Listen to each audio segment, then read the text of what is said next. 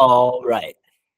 Sweet. It is 6 o'clock, August 5th, 2024, and we're going to get into the live lesson.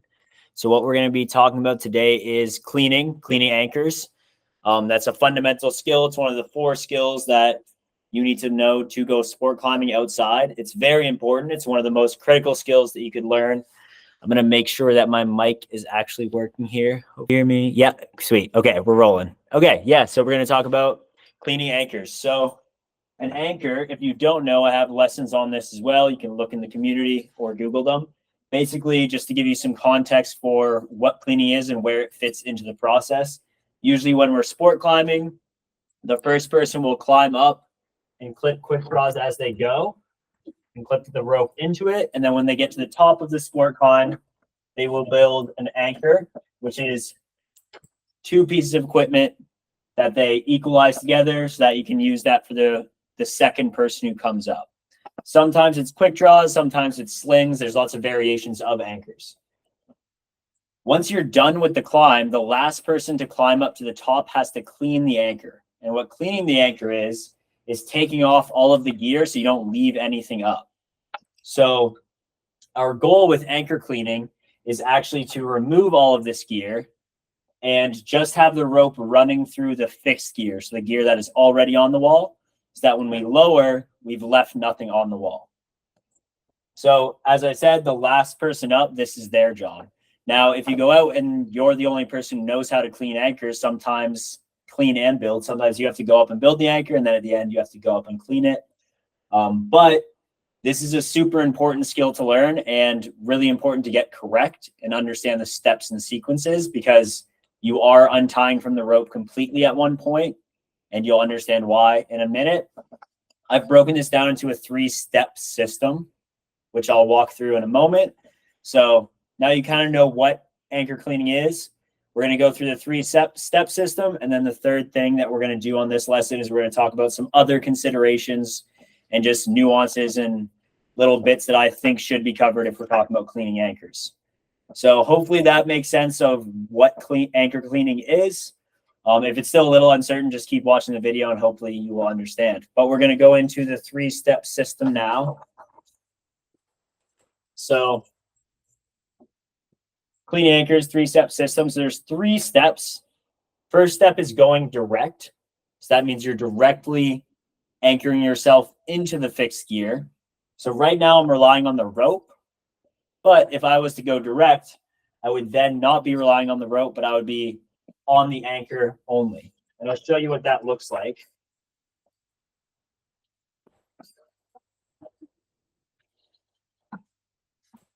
There's lots of different ways to go direct. Some people, the common word for this is putting in a personal anchor. The reason I'm saying go direct is because it makes a little more sense in my brain, but it also can be used personal anchor. That's something that you may hear for this as well.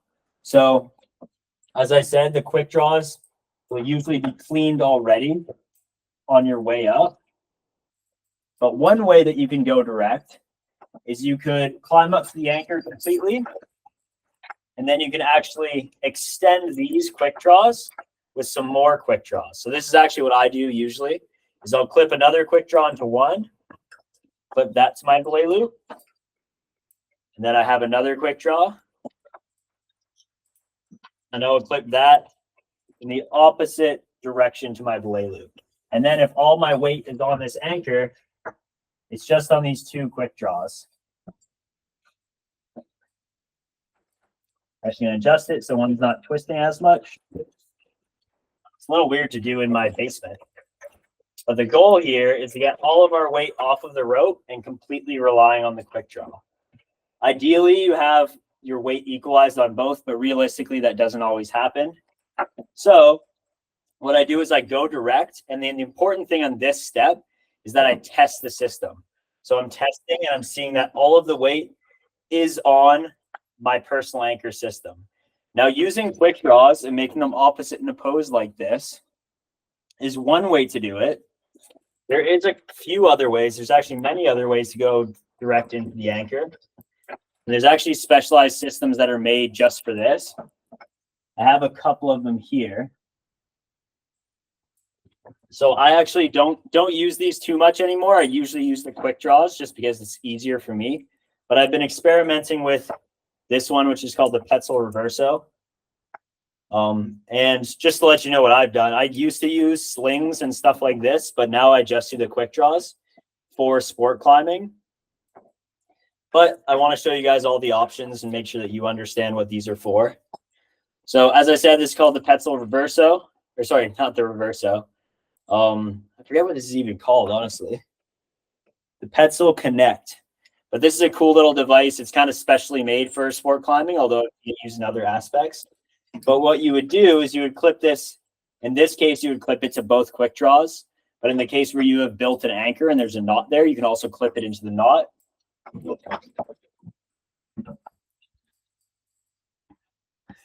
Oh, there we go. Alex is joining. So in the case where there's a knot, you can also clip it into the knot. But in this case, there's two quick draws, so I'm just going to clip it directly into the quick draw. And the important thing if you're using a system like this is you always lock it when you are clipping it into the anchor. What up, Alex? What up? So the important thing, we're just going through personal anchors right now. So the important thing when you're using a system like this is you always make sure you lock it when you are clipping it into the master point or these two quick draws. And then for this one specifically, you can tighten it. And then once again, I'm making sure that my weight is on the personal anchor. So that's what represents going direct. And I'm testing that and double checking that it's locked. So that's step one, going direct. There's one other way to go direct that I want to show. Actually, there's a couple more. And it's all a matter of getting your weight off of the rope and onto the anchor. What do you use to personal anchor in when you're cleaning routes, Alex? I'm curious.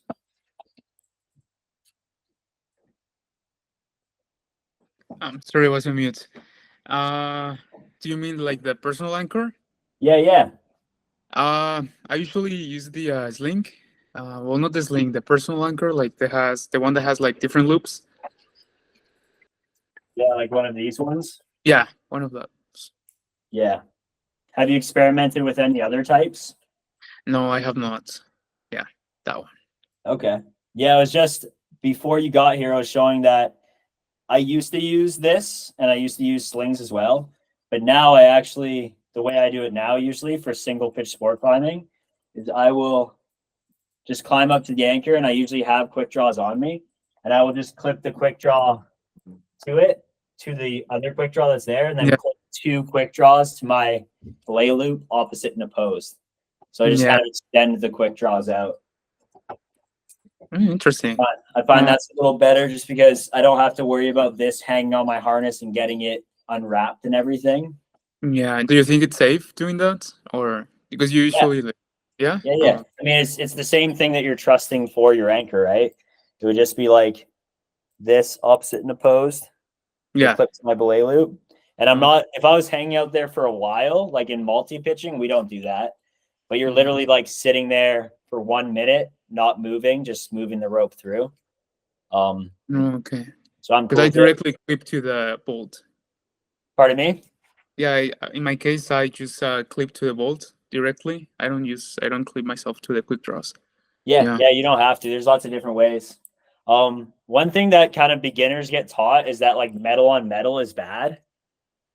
And everyone's like, oh, you have to be scared of that. But if you look at like in the multi-pitching world and like guiding world, you regularly will have one big master carabiner and then everyone personal anchors off of that. And you'll actually even belay off of that at times. So as long as there's constant tension, I think where it gets dangerous is if you extend the draw like this when you're actually climbing and then you fall and it smashes together. Yeah. Like there's a big dynamic load. That's what worries me, but just the static load on metal is not concerning for me. Okay. But I wanted to show, so when you're using the link, how do you do it? I'm curious how you do it. Do you do one to a bolt like this and then one to the other bolt? Yes, I do the same. Yeah. Yeah, exactly. So I'll just show it the camera for the people who are going to watch. So these things are, they call them like some of them call them just personal anchor systems, but it's basically a bunch of fixed loops. Importantly, it's not a daisy chain. Daisy chains are pretty dangerous to use for this context. This one I think is called the Black Diamond Link, but I used it for the first little bit, and then I just switched into using a single sling, and now I just do quick draws just because I don't like hanging this off my harness. But I mean, everyone, even like super experienced climbers, everyone uses different stuff. So there's no right or wrong way to do it. It's just you want to make sure you're fixing yourself to 2 bolts before you come off the rope. So anyway, this is the link. You would do that way. Make sure you lock that. And then generally, do you use a locking carabiner on both, Alex, or do you use it on just one? No, I use them both. Yeah. Locker on both? Because Yeah. I think a lot of the instruction manuals for these types, they actually say that you can use a locker on one and then a non-locker on the other, like even on Petzl's website. But once again, it doesn't make it a locker doesn't make it less safe, right? So yeah, it's really up to you. I don't care what you guys do, but I just want to show you guys all the options, right? So I guess I'll show you with this one. So I'll go direct. No matter which way you do it, no matter what personal anchor system you use, once you are direct, you want to get all of your weight on that personal anchor. So you want to make sure that your weight is off of the rope and completely on the personal anchor. And then once you see that, there's actually 2 methods here of doing step number 2. So now our goal is get this rope running through the fixed gear. And as you can see here, there's actually a few different types of fixed gear. Sometimes there's chains with a loop together like this. Sometimes it looks like this. I actually have a little picture of all of the different types of fixed gear. So I'll share that underneath the video when I repost this. But our goal now is to get the rope going through the fixed gear. And there's actually 2 methods to doing this. So I call it like method A and method B. There's really only 2 ways to do it. So I'm going to walk through each one. But both of them, the goal is to get the rope through the fixed gear. So method A, what I'm going to do is call for slack from my partner. And they're going to give me a lot of slack. I'm actually going to bring it in a little bit closer so you guys can see.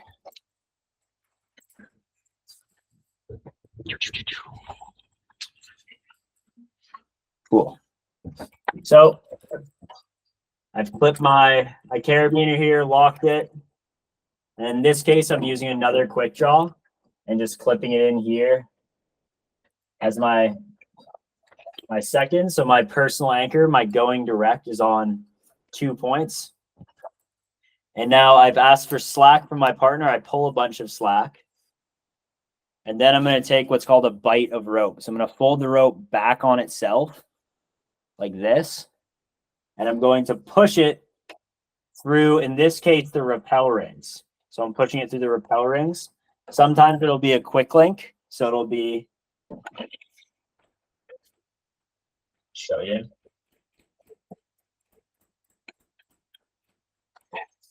Sometimes they're rappel rings, which is a circle. Sometimes it looks like this. But I'm going to push the rope through there. And there should be one on either. There's often one on either bolt, respectively, or they're connected to one wrap ring or one quick link. But I'm going to push it through both of them.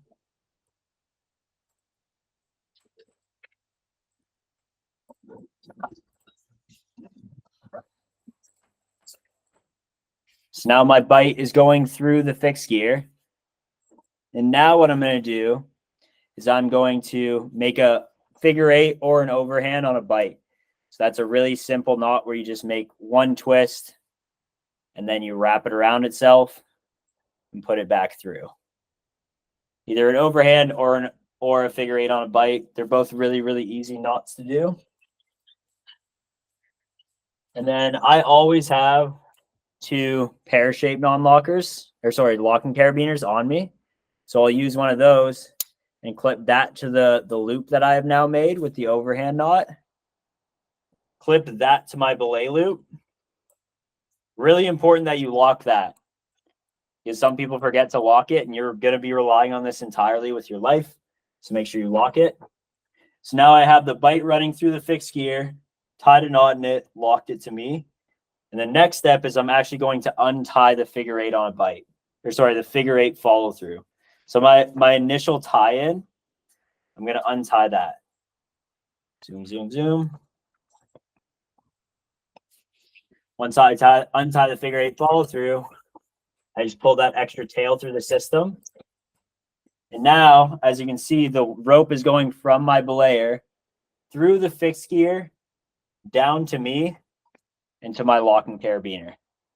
So I'm going to ask for take, and my partner is going to take in all the slack. And then what I want to do before I even touch my personal anchor, my direct connection, is I test my rope. So I look at my rope, make sure all my weight is on my rope. My direct connection is nice and loose. That means my belayer is holding all my weight through the rope, and I can take off all the other systems. And then I do kind of the cleaning part of the anchor, right? So this is number 3 here, which is remove direct and lower. So I've already went direct. Now I got my rope through my fixed gear, and I tested my rope. And now I'm going to go down to number 3 and remove my direct connection and then lower. So this is where I just start removing everything, putting it on my harness. If there was a built anchor here, I would take off the sling or the built anchor. Because remember, the goal here is to take off all of the equipment so that you leave nothing on the wall. Boom. And now you can see there's no temporary equipment left there. And what I do is I always make sure my weight, as much of my weight is on the rope as possible. And then I say ready to lower so they can lower me down.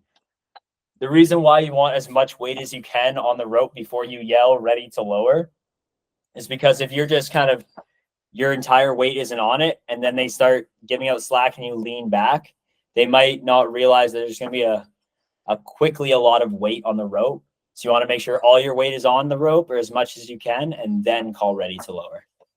And then they're going to lower you down. Okay.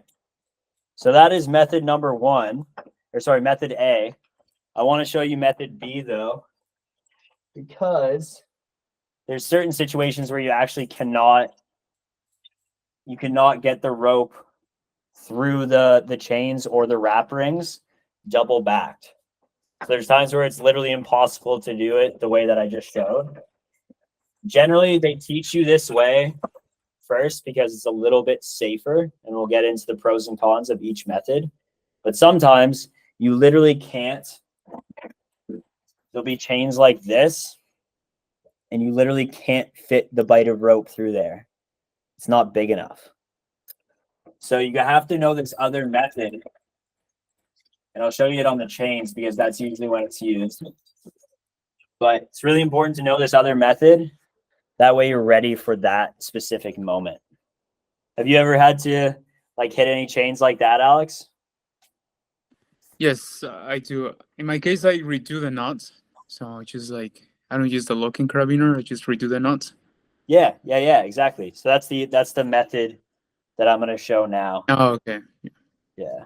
It's good that you know both of them, because some people only know that first one with the bite, and then as they come into a position where they can't do it, Yeah, I didn't know the first one. I was like, oh my god, I didn't know that. Oh yeah, it's kind of it's a newer one they started teaching up here in North America because there's so many wrap rings. Yeah. And the reason it can be a little bit safer is because you reattach the rope before you unattach from the rope. Yeah. So there's less time where you're totally unattached from the rope, but we'll talk about the pros and cons in a little bit. Okay, so this is another type of anchor you might get to. And this is a situation where you cannot push the bite through. Say you're in that scenario. So what I would do here, I'll just show you my personal anchor way. So I would just clip one quick draw here, clip that to my belay loop. Grab another quick draw, clip that to my belay loop. And then, so all my weight, I've gone direct, which is step number 1. Now, step number 2 is get the rope through the anchor. So what I'm going to do here is I'm actually going to call for slack again and take up a bunch of slack. And then you can either tie a knot here, the same overhand on a bite, and then I would clip it to just a random carabiner on my harness. I usually clip it to a quick draw.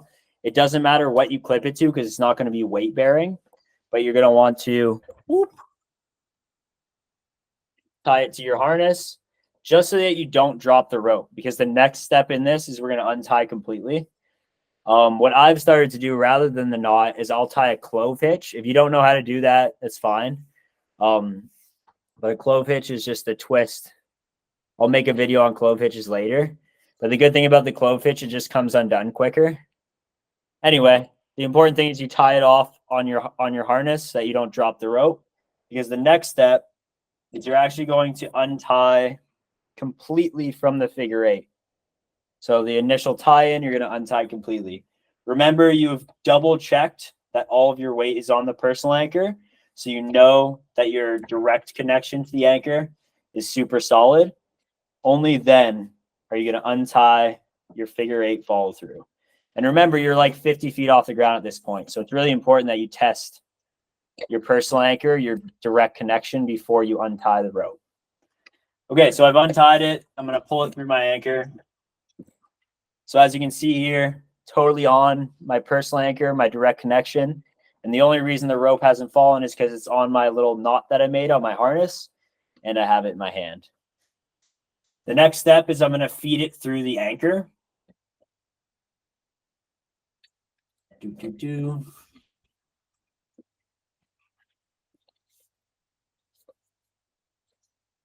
And actually what you would want is you want it on the lowest part of the chains.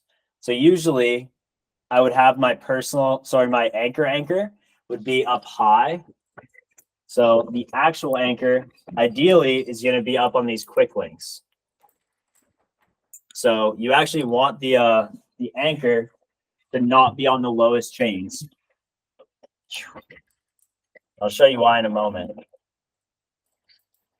Because when you put the rope back through, you want it to be on the lowest chains so it runs smoothly over top of the chains here. So I'm going to put it through the lowest chains.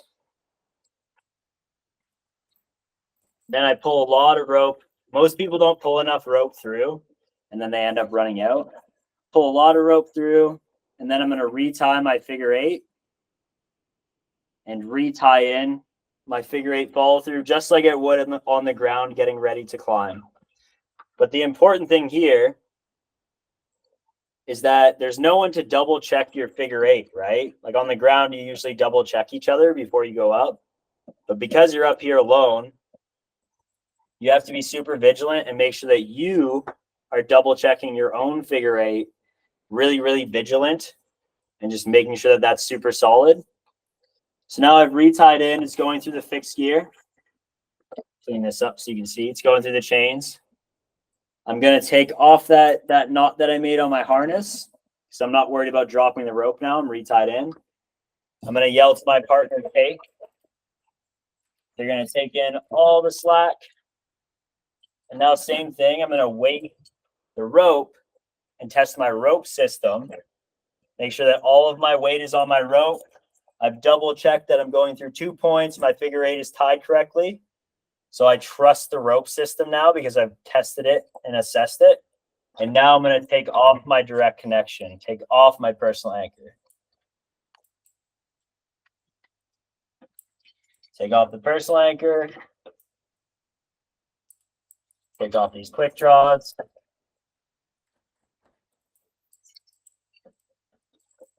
And then I would say take. They should keep you tight this whole time.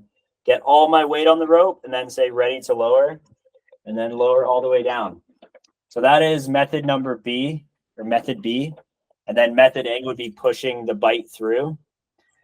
The last little consideration that I just wanted to show. Have you ever used muzzy hooks, Alex? No, I have not. Where are those? Have you seen them before? Like these things, these weird things. Oh yeah, only at gym at the gym. Yeah, yeah. Yeah. So Muzzy hooks are basically these big non-locking carabiners, basically.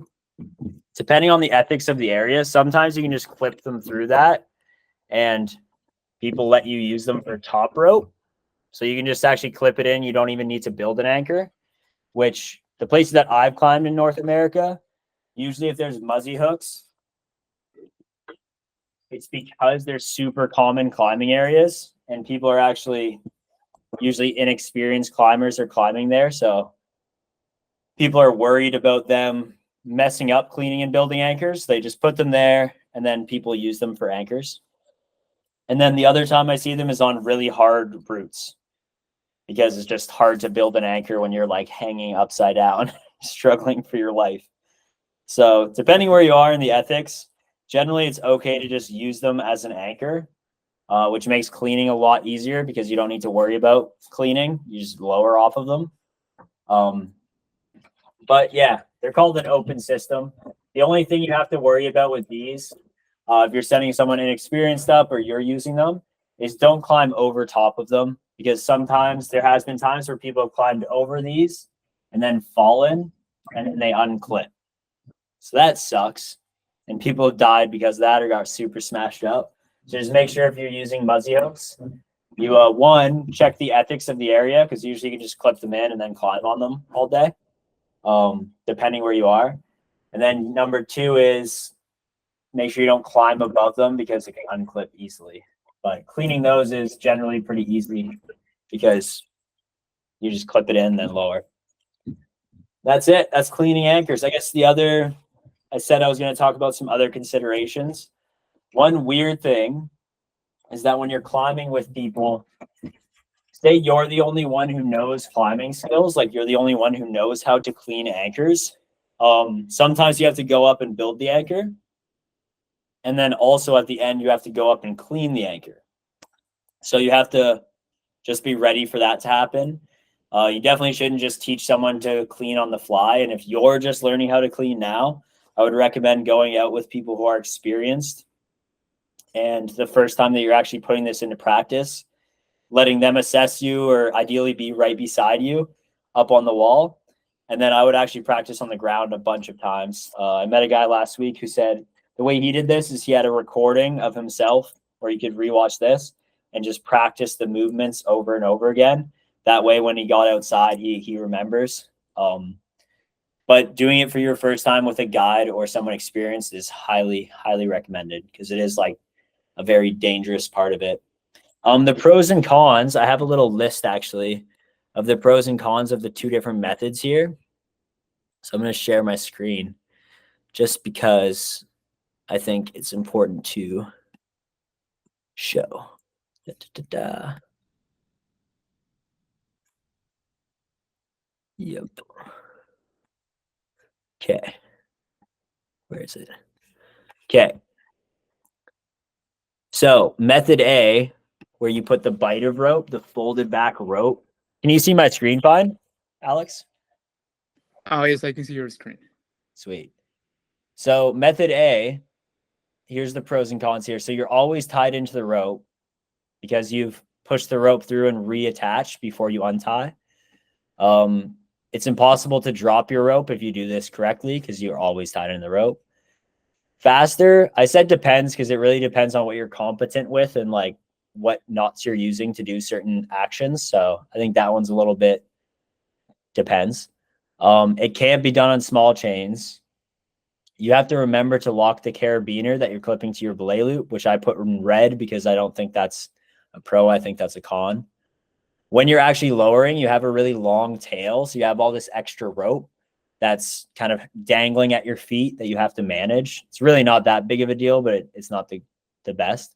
And then uses more rope. So if you're maxing out, if you have a 30-meter rope and it's a 60-meter climb, this method of cleaning, it uses up like an extra 2 meters of rope just because you have that extra tail and you're tied into, a couple meters up the rope. So it actually uses more rope, which could be a problem if you're on a really long route. And then method B, where you're pushing that single strand through, which I showed on the chains. Pros and cons, you're not always tied into the rope. So you have the possibility to drop the rope. And if you messed up going direct, putting in your personal anchor, then that's an issue because it's a little less safe in that regard. Faster, once again, depends. It can be done on small chains. So if you're going to know just one of them, then knowing the single strand allows you to climb everywhere. Whereas knowing the bite, if you only know that one, then you might get stuck in a spot where you have to use a single strand. You don't have to remember to lock the carabiner, but you do have to tie in correctly again. You don't have that long tail, and it doesn't use, you can maximize the amount of rope you have. Actually, this should be red because this is a bad thing. But yeah, I'll probably screenshot this and put it under the video. That's pretty much it. The only last little cool thing that I will share is on the chains on this type of anchor, you could actually pull a little trick so that if you're climbing with someone who doesn't know how to clean, you can set it up so they can just take off the carabiner and then they have cleaned it. So the reason that we don't just run the rope through the fixed gear initially and like climb all day on it is because as the rope runs over the fixed gear, it wears it out. So by using our equipment, it just makes the fixed gear last longer, which is a sustainability thing. But here's a way that you can run it through these chains. This is actually a cool trick that I didn't know for the first 5 years or whatever that I was climbing. But say you climb up to the top and you're the first one, you can, so say I was tied in, I could go in on my personal anchor. So I actually bring up 2 alpine draws all the time, and they can help in situations like this when I want to use that 2 quick draw personal anchor, but it's pretty far away because I'll just extend this out. Boom. That's 1.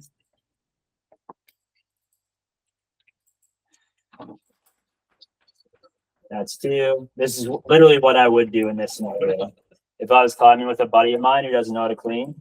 So I get up to here, and then I personal anchor. I test my personal anchor, so I'm confident on this. Untie my figure 8 on a figure 8 follow through. Now I'm going to feed it through both chains, but here's the tricky bit. So I feed it through both chains and retie in just like I'm cleaning. But remember, my friend is going to climb after me, and I don't want the weighted rope to be running through these chains. So what I'm going to do after I retie in,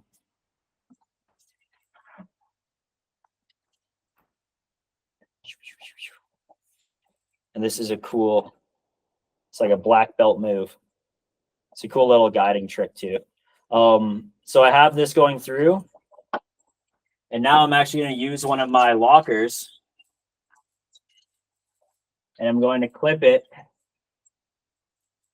to one of these quick links, or if it was in that case, I could clip it to one of the wrap rings.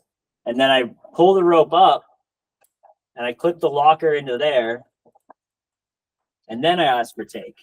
So the rope is actually running through the locking carabiner the whole time when we're top roping. So once I have it taken, I'm going to take off my personal anchor. I'll show you what this looks like close up. And then I lower. So now it looks like this. So as we're climbing, all of the rope wear is on my carabiner the whole day or the whole amount of climbing. And then when someone comes up at the end and they have to clean the anchor, but they don't know how to clean, they don't know how to use the personal anchor and do all that, I don't trust them. But all they have to do is climb up to the top, get the weight off the rope, and then take out this carabiner. And what's going to happen is the rope's going to drop into the chains, and it's already set up. They take off the carabiner, all take, and then they lower. And that's a way you can like set it up for someone to clean who doesn't know how to clean at all. Yeah, the important thing is the weighted rope should be running over the the carabiner, not on the fixed gear. The only time we want weighted ropes to be running over the fixed gear is when we're lowering or with a muzzy hook. If you're in a place where muzzy hook climbing is cool. The only other thing that you might see at the top is 2 non-locking carabiners. Like last week I was climbing somewhere, and sometimes in really hardcore climbing areas, like with overhangs and stuff, they have perma draws is what they call them, just permanent quick draws that are always there. And sometimes they literally just have non-locking carabiners at the top. It's like sitting on the anchor that you're allowed to clip and climb on. And that makes the lowering easy. It's pretty much just like muzzy hooks, but just carabiners instead. Sometimes they're locking carabiners. But that's why I'm going to share a picture of all the different types of fixed gear so that you know what they all are, because there's a decent amount of different ones. But that is cleaning. Sweet. You got any questions, Alex? Yeah, where did you go climbing last weekend? Last week, there's like I'm in Ontario right now. Yeah. There's a climbing area close by called Crag X. And Okay. it's pretty freaking hard, man. Like, yeah, it was Two were pretty. hanging? Pardon me? 2 were hanging, or the road? Yeah, it was overhanging mostly. It had like just slight overhangs at points, and then some roofs that you had to pull. So pulling over roofs is always tough, but it was fun. It was definitely. I didn't feel bored. It was definitely really tough. Have you been getting out as well? No. What grade was that? Do you do the Yosemite decimal system, like 511, 512? Is that how you Yeah. count? Yeah. Yeah. So the routes started at 511D and went up. Pretty So hard. yeah, it was really hard for me. That's about like my try hard is like 12A. So Oh my god, that's a lot. yeah. When it comes to lead climbing, I only climb like 10C the most for me. Yeah. Yeah. Pretty much because I'm not familiar with lead climbing. So yeah. That's I fair. go easy. Yeah, it gets easier. It gets easier. I mean, it's always gonna feel hard though. Like even like a 10C for you probably feels just as hard as a 12A for me, you know? Like people always think like, oh, I just want to do this, but then the bar always moves. Like you always want to climb the next grade, no matter what grade you're at. So Yeah. Especially if you're climbing an overhanging route, you have to hold with just one hand, and it's a lot of like, you need it to be really strong. yeah. Yeah, you want to be clipping really fast. And that's where I think that's why the permanent draws, one, they don't get as much weather because the overhang protects them from the rain. But also if you have to clip the quick draw and clip the rope, it just uses that extra like 2 seconds for every quick draw. Yeah. And then that might be the difference between you getting up and down. So some people just like leave the quick draws, or they'll pay the, $100 to make sure they never have to take a quick draw off and clip it. That's really expensive. But I mean, you Yeah. gotta go fast. So Yeah, exactly. And people are nice, and it depends on the community. Like sometimes people donate money so that people can build climbs and fix gear. So yeah, it's definitely nice of the people who invest in that sort of thing. yeah. Oh, interesting. Yeah, man. Do you have any questions about cleaning though? Like I know it's a tough one to teach on video. I was kind of using this to practice teaching so I can make a bit more of a structured lesson, but I was getting confused because it's been like a year since the last time I cleaned an anchor. But I saw that the rope in the chains has to go through the lowest rings. I didn't know that, because I was told that you can use like any ring. yeah, you can use any ring. I just find it runs smoother if you're going through the lowest one. You can, that being said, you can I'll show you. I find if I'm going higher up, what I'll try to do is just move the lower chain up a little bit so that it's still, show you. So if it does have to go over top, I'll try and just like move it so that it's still running over the smooth part. You know what I mean? Yeah, I can see. Because if it's running over another chain, it just like it doesn't run as nicely over it is the only issue. Yeah, I think it's the Yeah. only issue. Okay, that's that got my attention. But I think I will still use the single strand. I think I'm more familiar with that. So yeah, even though you can drop the rope, and I mean that's my biggest concern, that you can Yeah. drop the rope, and I don't know what you can do in those scenarios. But Yeah, I mean, someone will have to get another rope to you somehow.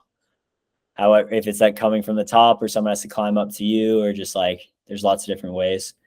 But yeah, I don't think that's with your system. And I think when people are learning, I would recommend to just like practice one, 20 times before you practice the other. Because if you try two things and don't do one of them a lot, then you'll get confused when you're at the anchor. So I would just pick one. If someone's watching, like rewatching this and trying to learn, like pick one and practice that one a lot. And then once you're super comfortable with that, then move on to the next one. But for me, it's all about like making sure you test your personal anchor, test your direct connection before untying, and then test your new tie-in, whether that's the bite or the single strand, before you take off your personal anchor or direct. Because if you test both of those before you trust them, it's pretty hard to die. yeah, I know. How do you test your personal anchor? Oh, I think I missed that part. So you just make sure you're weighted on it. Oh, okay. You should be able to just like jiggle your rope around, and the rope shouldn't have any tension. And then also, in your scenario, like if you're using your link system or anything with a locking carabiner, always make sure it's locked. So me, like I'll personal anchor in. For me, because I use two quick draws, I just make sure that there's two quick draws opposite and opposed, and both of them are under tension. Ideally under tension. And then if I'm using a sling like yourself, or a personal anchor system specifically for that, I make sure that it's on 2 points, it's locked, and it's tensioned. Because if Oh, you're above, the other thing is like if you're clipped in with like the link system, like the one that you use, or a sling, and you're climbing up too high, if you fall just on the sling, then it could really hurt you because it doesn't have any stretch. yeah. But more importantly, it's like you're about to trust that entire system with your life because you're untying from the rope. So you should probably test it visually and physically before you untie.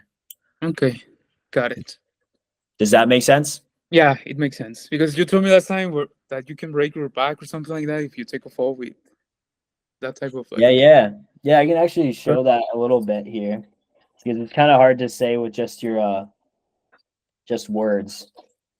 So if I have a personal anchor, yeah, I'll do this.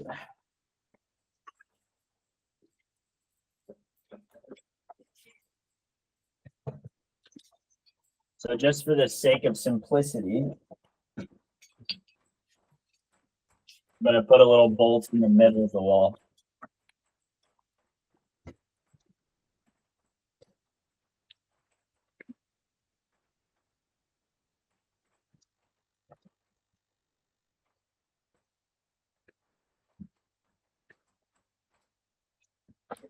Okay.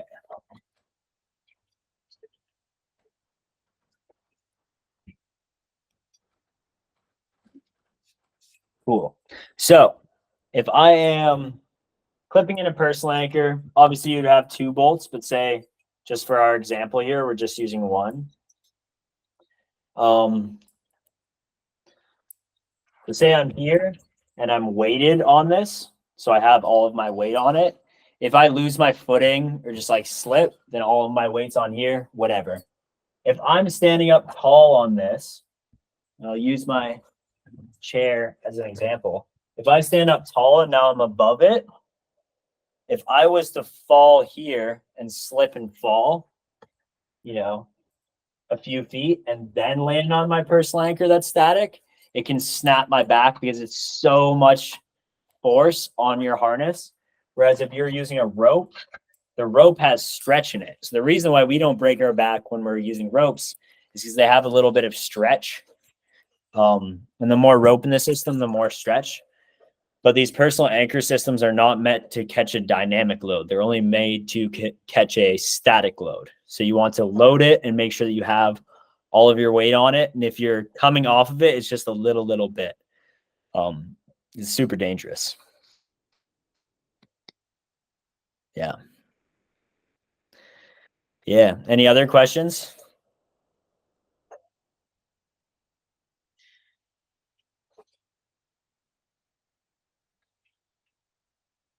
I guess the other thing that I wanted to say, and I try to stay away from multi-pitch stuff just because it's a little bit like kind of out of the realm of what I teach about mostly. But the way we personal anchor in multi-pitching, or people often personal anchor in multi-pitching when they're going up the wall. Sometimes they have a pre-rigged personal anchor like yours or like the Petzl Connect. But the way I typically do it, and a lot of the people I've seen, is you're tied in at all times on a multi-pitch. So you actually stay tied in pretty much to the top. So you're always tied in. And then when you arrive at the anchor, you would clove hitch the rope. So you tie that hitch that we talked about. Clove hitch. Boom. And then you grab a locking carabiner. Clip that. And then you clip it into the anchor. Sometimes you would clip it into one of the bolts, build an anchor, and then, move your personal anchor or just trust that bolt. Most people will clip a quick draw, clip the rope in, or I do. Clip a quick draw, clip the rope in, build an anchor really quick, and then personal anchor in. There's a few ways to do it depending on the situation. But I just wanted to say when we're multi-pitching, usually you'll use the clove hitch clipped in with one locking carabiner, and we just trust that for a personal anchor. So very different than single pitch climbing. But worth knowing that that's also a viable personal anchor. And there's lots of other personal anchors. I think I wrote down a couple here just to reference while I was doing this.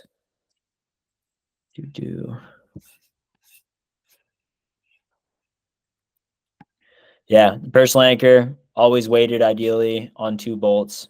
Equalization is kind of optional. Just make sure you're weighted on one of them. So yeah, you can have a sling as your personal anchor. If you tie a knot in the middle of the sling, it allows you kind of like the link system that I showed and that Alex showed. It just allows you to have more options for length. Because sometimes the anchor is right at your waist, sometimes it's kind of at your face. So this just allows you to choose the distance that you have. The Petzl one, same thing. Clove hitches, 2 quick draws. Some people I've heard actually use 2 different slings. So they have 2 slings, and then they'll attach both slings, one to either bolts or one to either wrap ring. It kind of triangulates, so it like holds you in one spot. So that's nice, but it's a lot of gear on your harness to personal anchor, in my opinion. Yeah. Sometimes when you're climbing, everything is in the way. So yeah, I think it's not.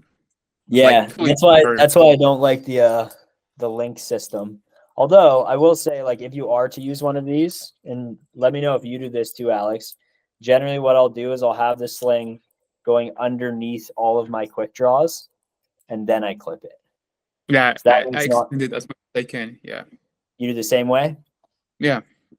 There's people that actually super weird that they do it. I don't know. It's never really made sense to me. But they will like put the underneath. It goes underneath, right? Yeah. They like literally they grab it and they people put it doing that. Yeah. between their legs, and then they clip it to the back of their harness.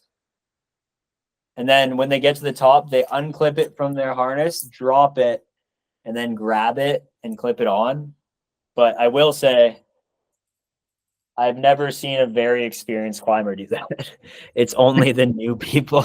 I think it's only preference or new people, but I mean, at least that thing is not getting in the way. That's the most important thing. But yeah. It's a way people do it. But yeah, you just want to make sure you don't put it over top of your quick draws, I guess, is the important thing. Yeah. I think they call you can really tell if someone is beginner if they have the personal anchor. Yeah, I Going, say that, but I mean, there's this girl that I climb with recently, and I know she's been like around climbing a bunch, and she had it that way. So everyone's got their thing. The thing is in climbing, sometimes you learn something and like you don't, no one teaches you another way. So you just do it forever, right? Until someone shows you another method. And if you're climbing with the same group of people and no one really like takes a course or goes and climbs with other people, it's like you could literally be doing the same thing for like 20 years and never change what you're doing. So it's yeah, a thing. it's when you're at that point, I think it's really hard to learn new stuff, or probably like people that have been climbing for a long time and learning like new techniques. Probably it's, I don't know, probably it will be hard for them to learn new stuff. Yeah. I think like you have the muscle memory, but also like I said, like maybe you're just not exposed to it.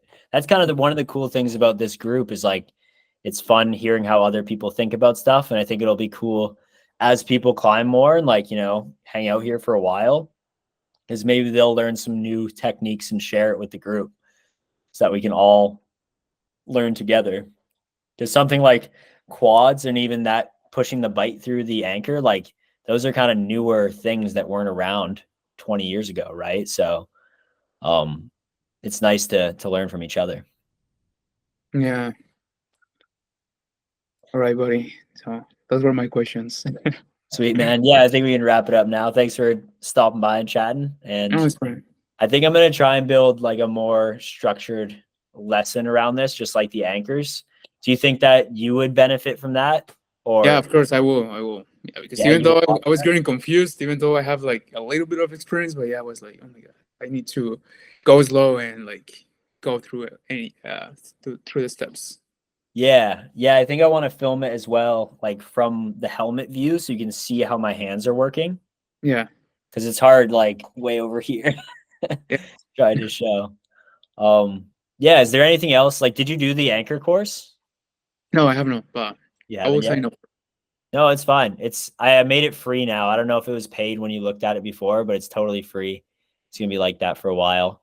I just want to know if it's helping or like it works well because I'm still trying to figure out the best way to do it. So if you I have will check any it out. feedback, Yeah. just let me know and then I can keep making the stuff better. Sure. Yeah. I will let you know. Sweet, buddy. All right. I will talk to you later. All right. Take care. Peace.